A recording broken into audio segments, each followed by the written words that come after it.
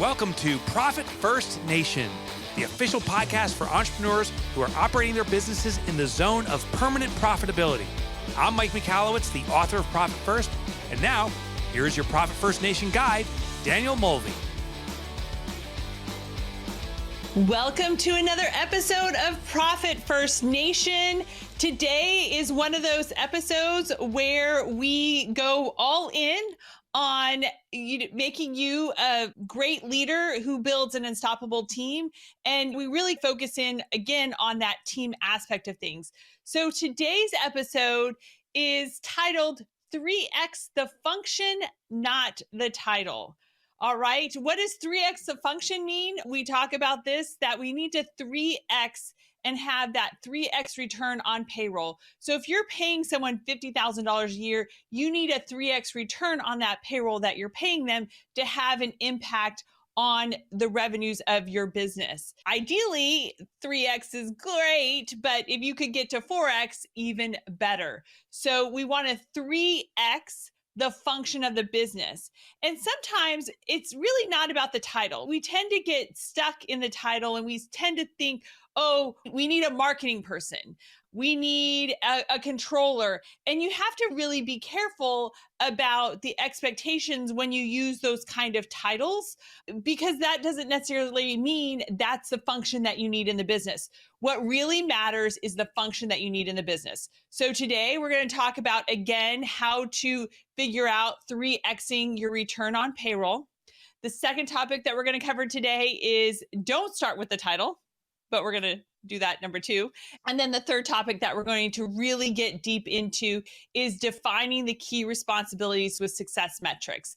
And so it's like a little bit of reverse engineering on how then you get to that 3X return on payroll.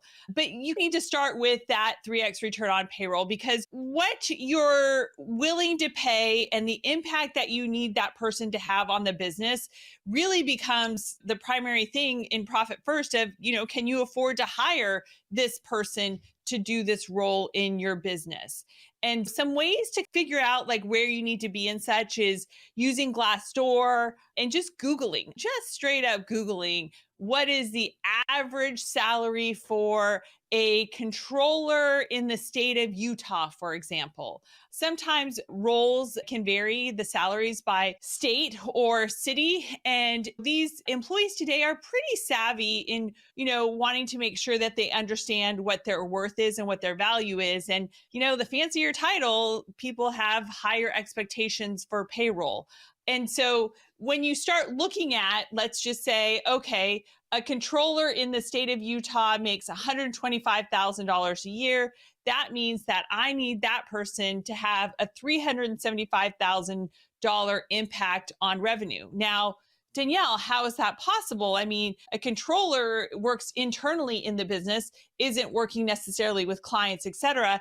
And that is true. And it has to come into factor of things. If you weren't, how much would it cost you to outsource those services?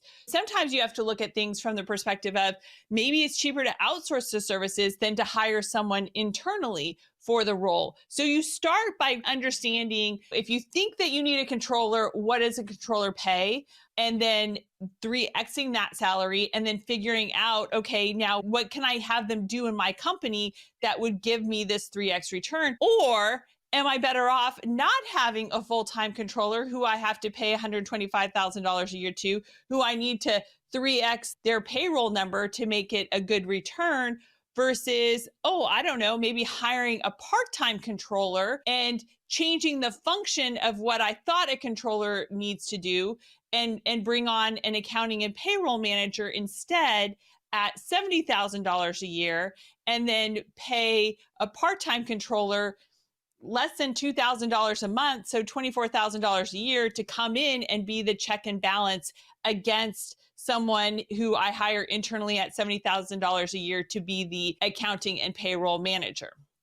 This is a true story. Working with one of our members of the All In community, and they called us in a panic on Thursday because their current controller, I'm saying this if you're not watching it on YouTube with quote marks, their current controller who makes $70,000 a year and was promoted from internally gave their notice and said, my wife was made an incredible job offer. It's going to force us to move and I'm going to leave. And now that I'm looking at things and stuff, I realize that I probably wouldn't stay anyway, because if I'm a controller, I'm not getting paid what controllers should get paid. And the person's right, but the disconnect is that you can't start with the title, because the problem is that the organization gave the person the title of controller, but when you look at what their job functions are really that of an accounting and payroll manager, not a controller.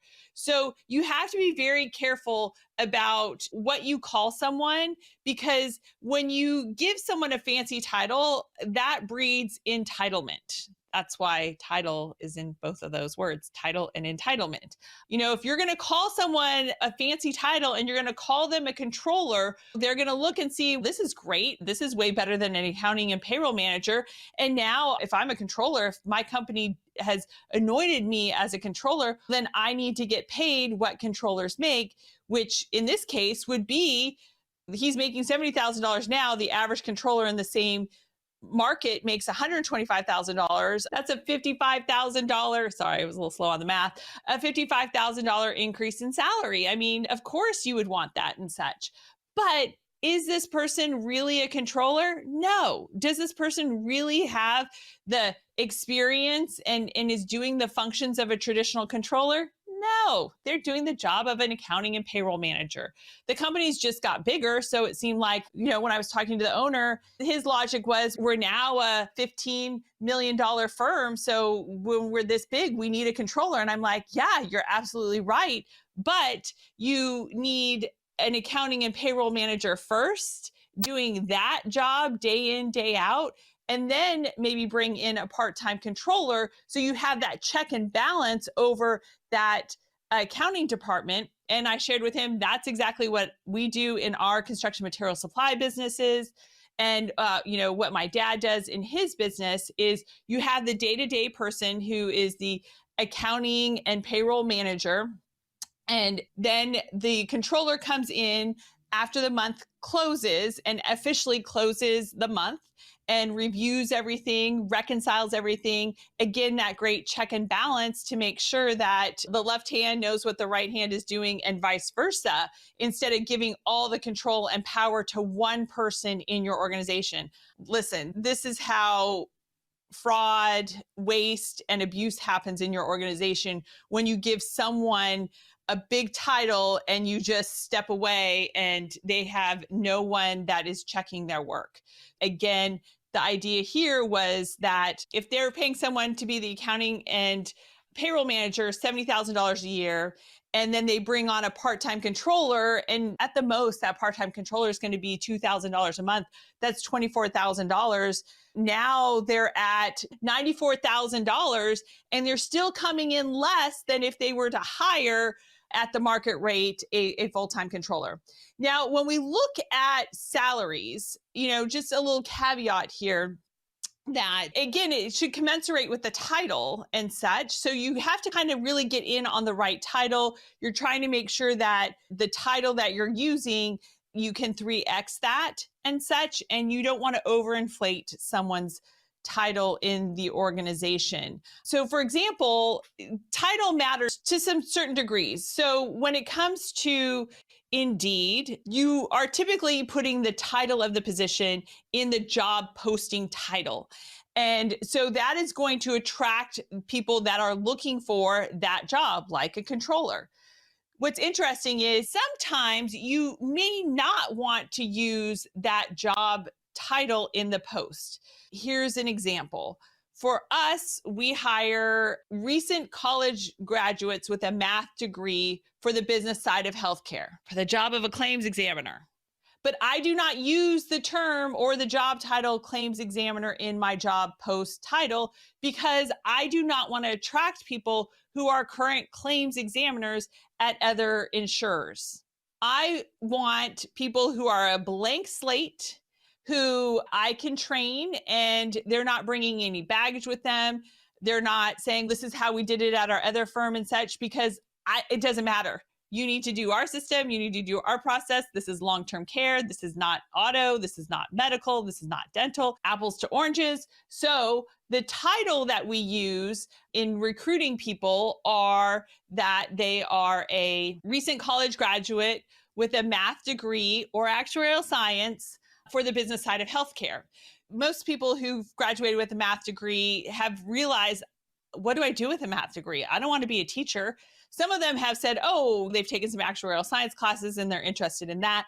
And our position as a claims examiner actually is a good starting point to someone who wants to go down the path of being an actuary. And there's opportunity to see the under the hood of the claims process system and such. And then they've got time and can study for their exams and such, and then get their actuarial license and everything. So, it's kind of interesting here and such, but if our member would have posted the job for a controller and said, we're paying $70,000 a year, guess what? They would have gotten hardly any applicants at all, because it's not really a controller position and it is paying almost 50% less than what the going rate is for a controller. So just to reemphasize things here, what you need to do is you need to be in line with what the function is in the business and what you can afford to pay. And then what you can afford to pay, can that person with the functions that they're doing be producing a 3x return on their payroll in your organization? I think there's something else interesting too. And again, another member story from our group, but he reached out to us. We had helped them hire a variety of different types of engineers and such for their organization. But as they were growing and they started a new line of business in terms of the services that they were offering, they were like, gosh, this is great. We could really use a marketing person. And when I was just like, I don't think you need a marketing person. Let's talk about this. And when we talked about it, and we talked about what he was really wanting this individual to do, I said, that's not a marketing person. That's a salesperson. And when I called him on it and we talked about the differences and such, it was like a V8 moment. Oh my gosh, it totally is a salesperson role for a small company. So I also want to challenge you here too. If you guys need sales and you're a small business, I don't think you need marketing unless you're like online sales. If you're especially a service-based business or other thing, you need sales people, not necessarily marketing people. A salesperson, a great salesperson will drive your sales harder, faster than a marketing person will. Okay. I'd say a marketing person would be taking a little bit more of the passive route. You might need that at some point. I'm going to be honest. Our construction material supply firm, we don't need a marketing person if we grow by adding salespeople to our organization, not marketing people. Salespeople are the ones that really drive the sales, especially if you're in a services-based business. If you're a service-based business and you're getting lead referrals, for example, on Yelp, then again, a salesperson is the one that needs to be responding to the inquiries and the quotes, et cetera, and such. Someone with that sales mindset, not a marketing person. Sales, that is what you need. We all need sales. Struggling to turn a profit in your business?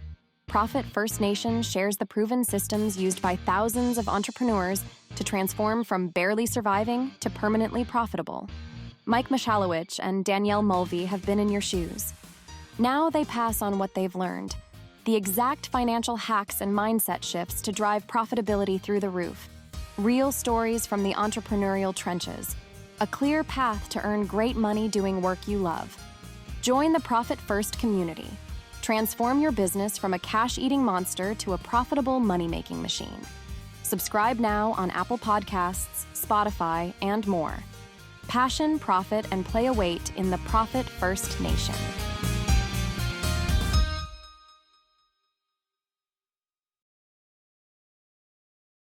All right, now let's get to number 3. So we've covered that you need to be designing these roles and understanding what you're paying based off of what is commensurate with the same responsibilities or job titles in the marketplace. And then you're 3Xing it.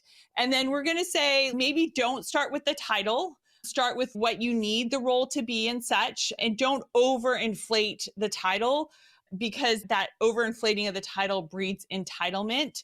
And if someone's been working for you 10 years and you've been calling them a controller for 10 years, but they've really been an accounting manager or payroll manager, then if they move across country and can no longer work for you and they need to find a job and they say, well, I'm a controller, they're going to be hard pressed because they don't really have the experience to justify them going after controller jobs. Okay. So we want to be fair to our employees, and we don't want them to be misled in any fashion just by giving them a fancy title and making them feel good, because they'll also start to develop some possible resentment too when you think about this individual who's leaving this controller position.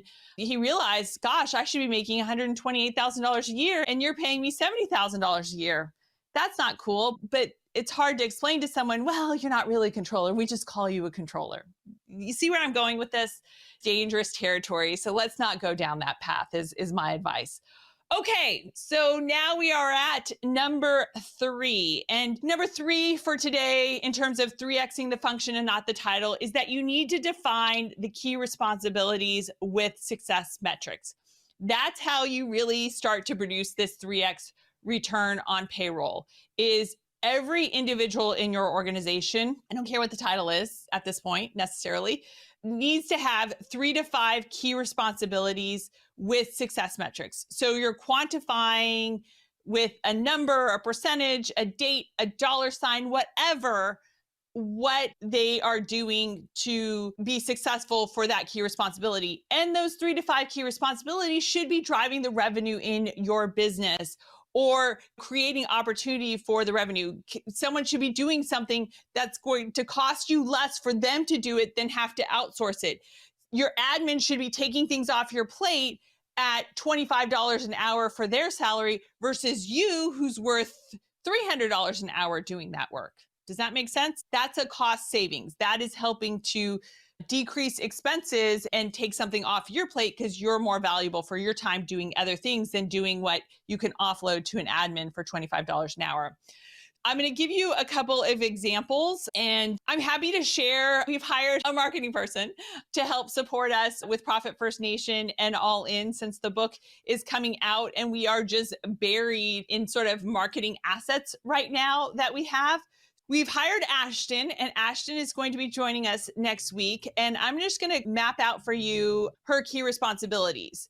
Her key responsibility number 1 is to map out social media planner for Profit First Nation and Danielle Mulvey /All In, and review with Danielle and the team 40 days prior to the planned month to brainstorm content needs with the team. Compile, develop, and schedule all social media posts per the media planner by the 20th of the month prior. The measure of success is that we're increasing followers 10% month over month. We're not just doing this for giggles. We are making sure that the content that is going out there is attracting an increase of 10% month over month in new followers. Ashton's second key responsibility is to map out the email marketing inclusive of our newsletter, blog, and resources for Profit First Nation and Danielle Mulvey /All In, and review with the team 30 days prior to the planned month to brainstorm content needs with the team, compile, develop, and schedule all outbound email marketing by the Tuesday prior to the week it pushes out. Measure of success, we are going to grow our paid members by 10% month over month with that email marketing push. And then key responsibility number 3, it's a little bit shorter. Review at least 2 hours of Zoom recordings per day, at least 3 days per week, to pull relevant content that can be used for marketing and/or training purposes. The measure of success, a minimum of 10 to 20 total minutes of usable content pulled per every hour of Zoom. So we've quantified what success looks like. if we're not increasing things 10% month over month, then we're not doing a very good job in terms of the content that we're putting out. It's not attracting more people. So how do we improve that? And we measure our success by meeting that metric of that 10% increase month over month.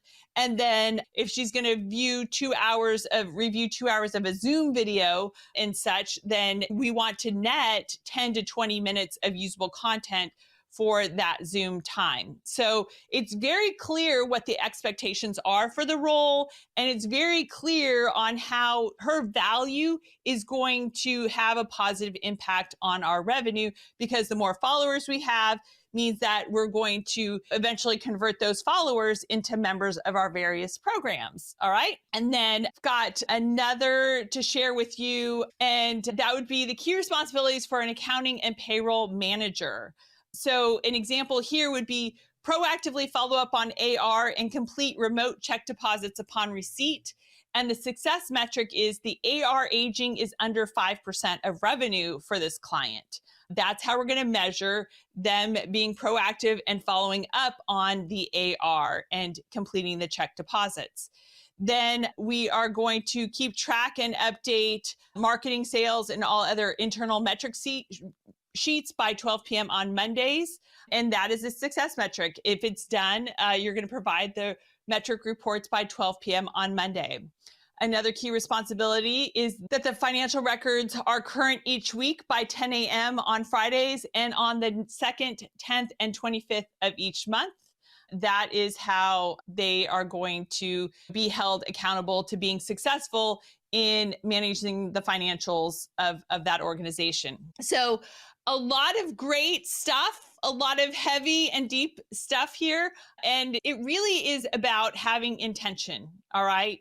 And it's really, again, about you guys as the business owner, as the leader of your organization, going all in on your people and all in on your leadership. And when you take this time to really understand what is the role of this person, what are their 3 to 5 key responsibilities, how does that person measure their own success in fulfilling the key responsibilities that are driving the 3x return on their payroll, that is when you will attract those type of people, those 5-star employees who will go all in on your organization. You have to go all in first. As a leader, your primary job is to lead your team, to show them where you guys are going, show them the vision, lay out the strategy, and then attract those people, give them clear understanding of what's expected for them. And when they have that, a 5-star employee will go all in on you.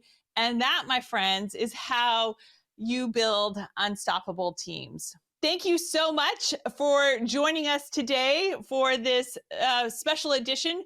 Episodes ending in 4 and 9 are the episodes where we go deep on the topic of All In, Mike's next book that is coming out January 2nd, 2024. We've got a lot of exciting programming and just content for you. Even an app is coming down the pipe for you to stay connected with everything. So we look forward to bringing you that.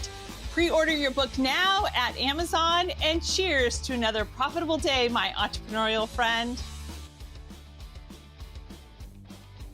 Thanks for tuning in to the Profit First Nation podcast.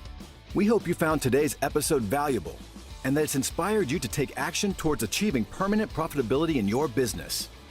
If you want to learn more about how to implement Profit First in your business and connect with a community of like-minded entrepreneurs, be sure to visit us at ProfitFirstNation.com to download our how-to guides and resources. Remember, permanent profitability is within your reach, and we're here to support you every step of the way. So let's do Profit First right together. Profit First Nation website, related podcasts, and videos are provided for general information purposes only and do not constitute accounting, legal, tax, or other professional advice. Visitors should not act upon the content or information found here without first seeking appropriate advice from an accountant, financial planner, lawyer, or other professional.